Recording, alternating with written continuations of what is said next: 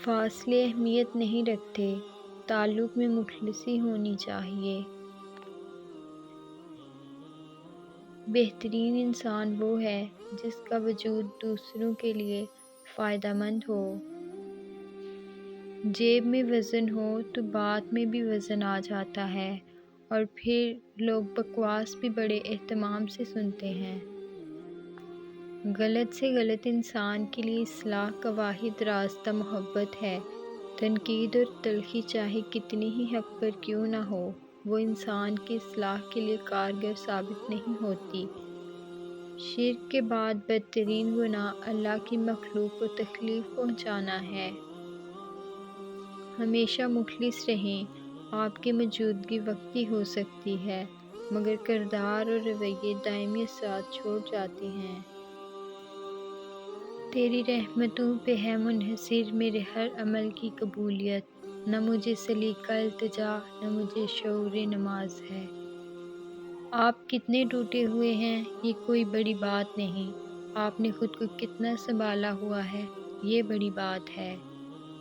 عورت کو اگر اپنا مقام اور فضیلت دیکھنی ہے تو قرآن پاک میں دیکھے۔ تعلق اہم یا بڑے نہیں ہوتے، اسے سنبھالنے والے اہم ہوتے ہیں۔ دشمن کی پسندیدہ چال دوستوں کو ایک دوسرے کے خلاف کرنا ہے۔ اچھی کتاب کا مطالعہ کرنا فکروں، پریشانیوں اور غیر ضروری خدشات کو پیدا نہیں ہونے دیتا۔ ہم اس دور جہالت میں جی رہے ہیں جہاں عمل کرنے سے زیادہ فارورڈ کرنے میں ثواب سمجھا جاتا ہے۔ جو دوسروں کو اپنے قابل نہیں سمجھتے، حقیقت میں وہ خود کسی قابل نہیں ہوتے۔ اچھے لوگ خوشیاں دیتے ہیں اور برے لوگ سبق۔